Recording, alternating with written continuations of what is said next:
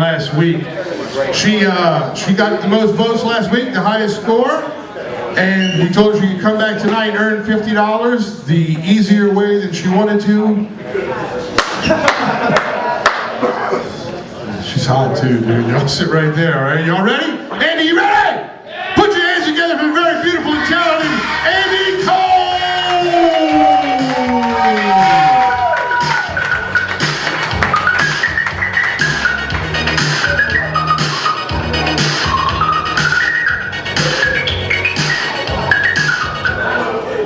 Start playing a new song. That is not my shit. Thank you, Mule, for the lovely introduction. You guys excited about Christmas? Yeah? I love Christmas. Does anybody have any weird family traditions for Christmas? Yeah, I've got a couple of weird ones in my family. One thing we do every year is all the kids in my family build gingerbread houses, and my mom judges them, and whoever builds the best gingerbread house is named Master Candy Architect and gets to open one Christmas present early. So it's a really serious competition. But I'm not particularly artistic and I'm a terrible engineer. So what I lack in those arenas, I make up for with creativity. I like to theme my gingerbread houses. In 2005, my theme was Katrina.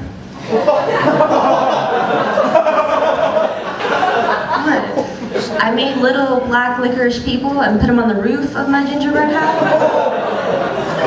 Don't worry, little marshmallow people came by in little gumdrop rafts to save them. And they were like, "What are you doing, black licorice people? There's a hurricane coming, your house is made out of graham crackers. You need to get out of here." My mom was like, "Very creative, Andy. Go open your present." My siblings were like, "Come on, don't reward her." My mom knows that I'm a terrible person, but my grandmother has no idea. Because I only see her like twice a year for Thanksgiving and Christmas. So every year I play a little game. I pretend that I'm an actress, and my role is that of this really kind and caring and church-going, do-goodery granddaughter, instead of the cold, selfish bitch that I actually am. I don't want to disappoint her. So in the character, even though the character is nothing like me, it's actually really easy to play because I don't have very many lines. The only thing my grandma ever really says to me is, "Oh, Andy, you're such a sweet, beautiful, charming girl. When are you gonna get married and have beautiful little babies? When, Andy? When are you gonna meet a nice man and get married and have babies?" And what I want to say is, I don't know, Grandma, maybe a couple of years after you die. Keep the population stable. But that's not what my character says, y'all. My character is like, "Gee, Grammy, I'm really busy right now with feeding the homeless and helping orphan kitties cross the road. I think what the Lord is calling me to do is just to wait until after you die. But then maybe you'll be in heaven looking down on us. Or maybe not, I don't know what kind of life you've lived." My character is so judgmental. I don't think that I'm ever going to get married and have kids. I'm not really good at the first stage, the dating stage. I'm currently single. I'm accepting applications from well-qualified individuals. So if you have like at least 2 or 3 years experience in a related field, which is to say if your last girlfriend was like below a 7, don't even try. Men, I mean, you guys, you're not born knowing how to treat hot women, and I don't have time to train you. This is just not an entry-level position. Other than that, you need to have strong character references, reliable transportation, and excellent oral skills. You guys really like people that can talk well. If you ace your initial interview, I will be administering a drug test. I just can't date anyone who doesn't know how to roll a tight joint. It's required. You also need to know the difference between kind bud and swag. It's necessary, right? I think that long-term relationships create like the best enemies ever. Like, I'm pretty sure that Superman and Lex Luthor were lovers at some point. Not in a gay way, like in an experimental college kind of stage. Yeah, there just seems to be a lot of tension there. It's not my fault that I'm single. My ex-boyfriend is such a douchebag. Like, if he were to walk in this bar right now, you guys would know it. Because he would have the entire place smelling like artificial strawberries. That's how big of a douchebag he is.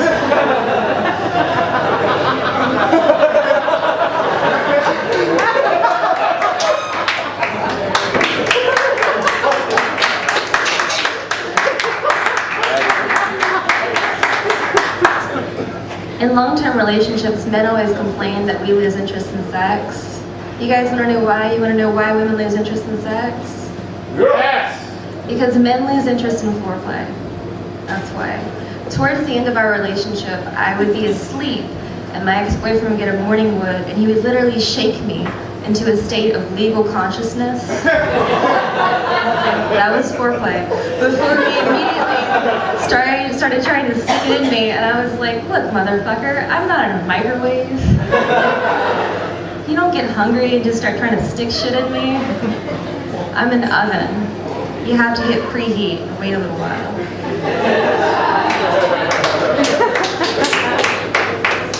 I'm of the opinion that anything worth eating takes at least 30 minutes to cook. And if you disagree with that, you can go holler at Busted Hot Pocket.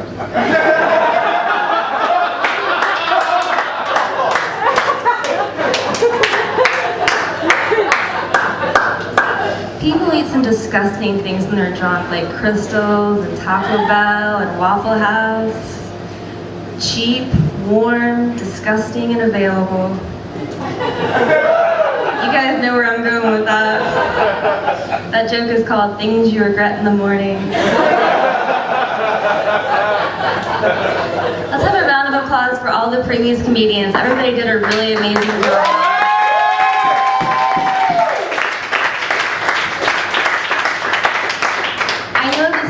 Really easy, but it's actually sort of difficult. Like it's a lot of people are funny, but it takes guts to go up on stage.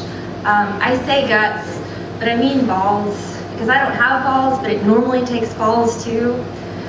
Like, you don't see a lot of women on stage, and I hate that. I love when women come on stage and tell jokes, because they make me look so much better by comparison. This girl came up to me after a show. She's like another comedian, I guess, and she's like, oh my God, you're so funny. You should do some jokes about how you look like Taylor Swift. And I was like, oh, thanks for that little gem. No one's ever pointed that out to me before. Do you guys think I look like Taylor Swift? Fuck Taylor Swift. I hate Taylor Swift. I hate that Kanye West had to apologize, that little twat. I hate that Kanye has to be sorry for keeping it real, you know? Yeah, Beyonce did have the best video of the year. George Bush does hate black people. But you didn't see his marshmallow ass on any gumdrop rafts saving any black licorice people?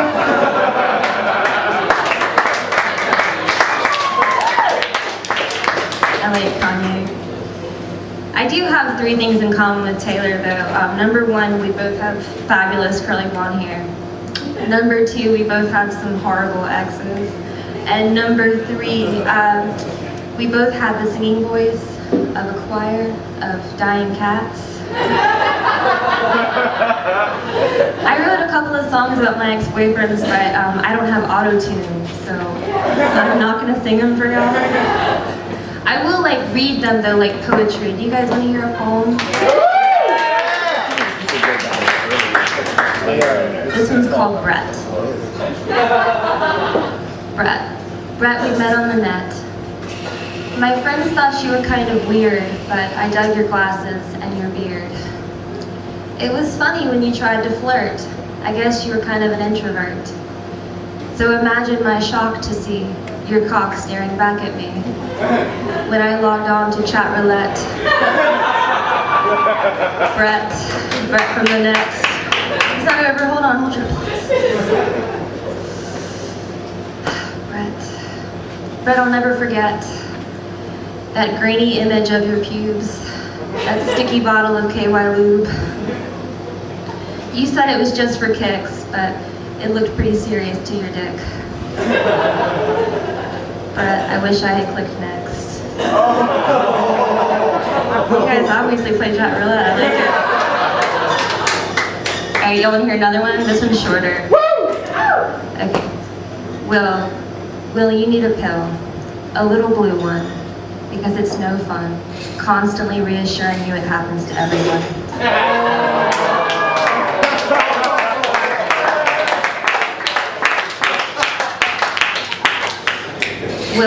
Will, you need 2 pills. 2 little pink ones. Because once a month you turn into an insufferable cunt. I guess even flaccid dicks get PMS.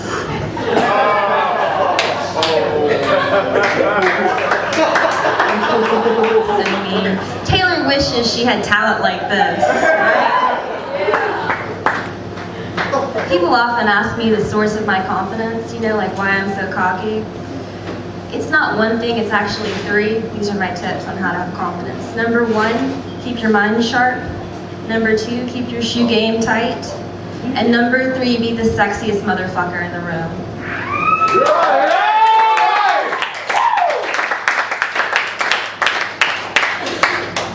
People often ask me, how can I be the sexiest motherfucker in the room? And I say, well, you might want to start by leaving the room because you're in the same room as me.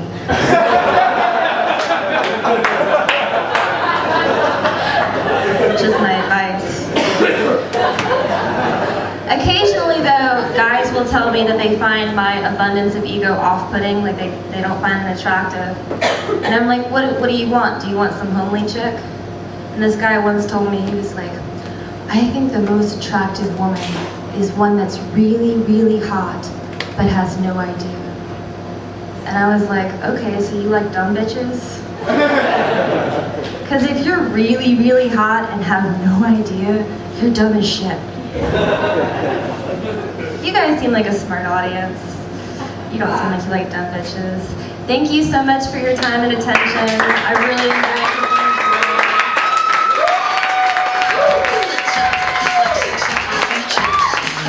Andy Cole, y'all give it up for